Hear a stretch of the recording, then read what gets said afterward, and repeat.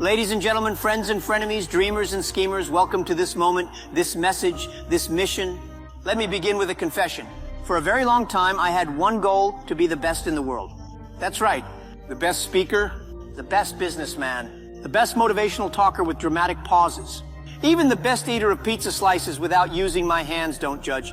We all have our dreams. I was obsessed with winning, with proving, with dominating.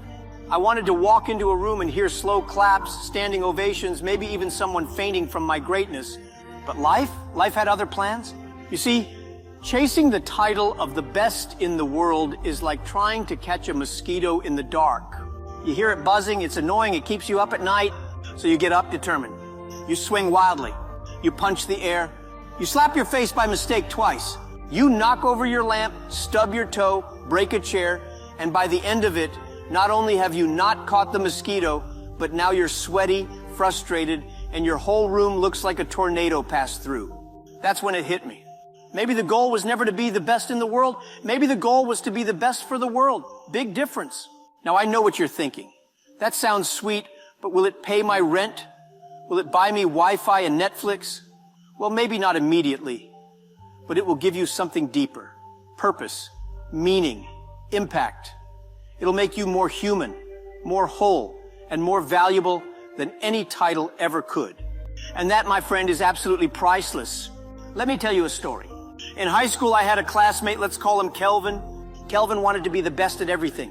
He was the fastest runner, the loudest talker, the first to finish exams, even if he failed, and always raised his hand, even when he didn't know the answer. Once the teacher asked, "What's the capital of Uganda?" Kelvin raised his hand and said, "Manchester United." That, my friends, is what happens when your goal is to win, not to serve. Being the best in the world often comes with a side effect: ego, the everybody go out, I'm coming in syndrome. You start to think, I'm better than you, I deserve more, I'm the center of the universe. And then life slaps you. You lose your job, someone else becomes CEO, your Wi-Fi stops working, and suddenly you realize that being the best in the world is a title that changes faster than fashion trends. Yesterday, it was skinny jeans. Today, it's oversized sweatpants. Tomorrow, maybe banana leaves. Being the best in the world is exhausting. There's always someone younger, faster, richer, better looking, or with more followers on TikTok who's waiting to take your crown. So what do? You change your mission. Let's look at the difference between best in the world and best for the world. Being the best in the world is about you. Being the best for the world is about others. Let's break it down. Best in the world says, look at me. Best for the world says, how can I help? Best in the world is a competition. Best for the world is a contribution. Best in the world asks, what do I get? Best for the world asks, what can I give? If you've ever met someone who's truly fulfilled, truly happy, truly at peace, it's probably not the billionaire shouting on yachts. It's the teacher who changed a student's life, the doctor who went to a rural area to offer free care, the young person who started a community garden instead of waiting for the government to fix the roads, which, by the way, they still haven't. Let me put it this way. You were not born to impress the world. You were born to impact the world. Listen, if the world wanted perfect people, none of us would have made it past age 5. I mean, think about it. You've spilled milk, sent embarrassing texts to the wrong people, tried to fry eggs without oil, and maybe even sang in the shower like you were we're all beautifully flawed. So let's stop trying to be perfect and start trying to be useful. Being the best for the world doesn't mean you have to cure cancer or stop global warming, although if you can, please do.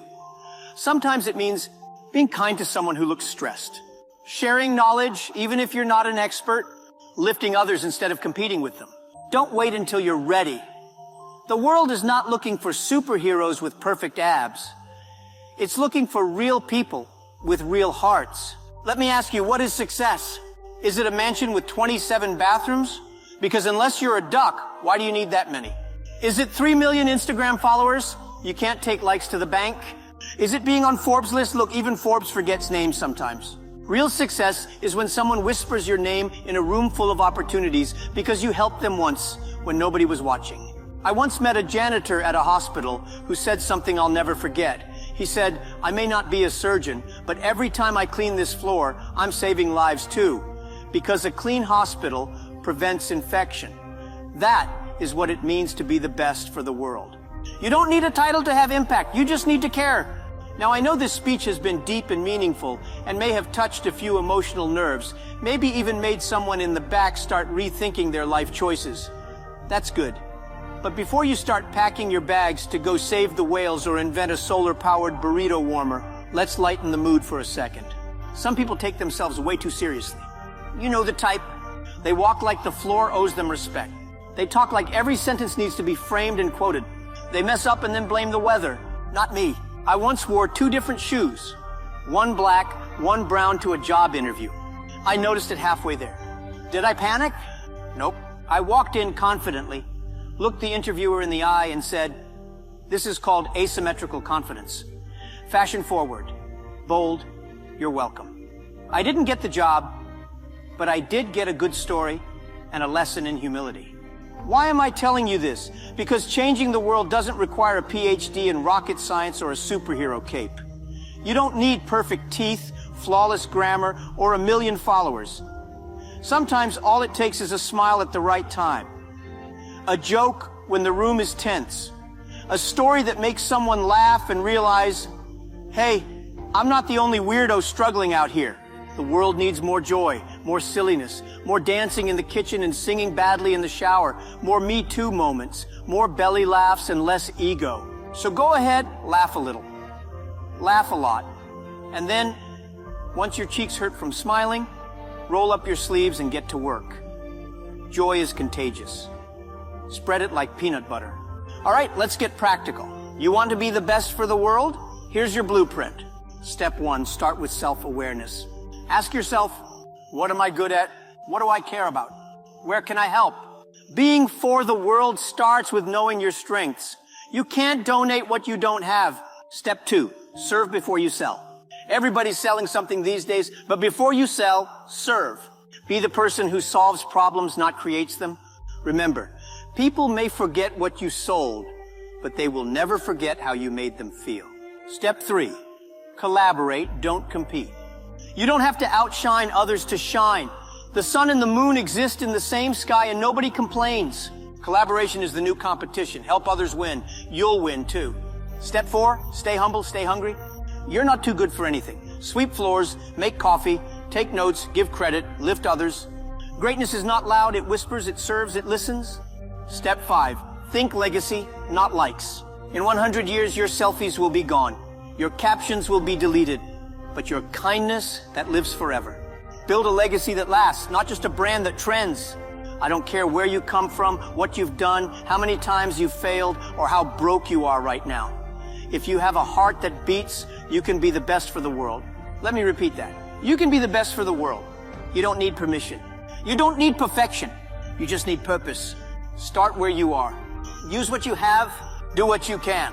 If you're a barber, cut hair with dignity. If you're a teacher, teach like you're planting seeds of greatness. If you're a driver, drive with care and respect. If you're a comedian, make people laugh like their sadness depends on it, because sometimes it does. So my dear friend, if no one has told you today, maybe because they were too busy scrolling Instagram or yelling at traffic, let me be the first. You matter. Yes, you. Even if you've eaten cereal for dinner 3 nights in a row, you have something to offer. Even if your talent is organizing your playlist more than your life. The world needs your voice, even if it cracks when you speak in public or sounds like a broken trumpet when you sing. The world needs your story. Yes, even that embarrassing one about your first job or your weird obsession with socks. The world needs you not as a trophy, but as a torch. Not to sit on a shelf and collect dust, but to light the way for others who are stumbling through their darkness. So please don't waste your precious, ridiculous, beautiful life trying to win a race designed by someone else. You were not born to be a copy-paste version of someone on YouTube with better lighting and more followers. Design your own game. Play it with joy, with weirdness, with a little dance in your step. Lead with laughter, with kindness, with that awkward charm only you can bring. Serve with your soul, because that's the part of you no one else can duplicate. At the end of your journey, people won't talk about how you were the best in the world. They'll talk about how you were the best for their world. And trust me, that's the legacy that echoes. So now, go out there, not to impress, but to impact. Not to dominate, but to deliver. Not to be the best in the world, but the best for the world. Thank you, and don't forget to laugh along the way.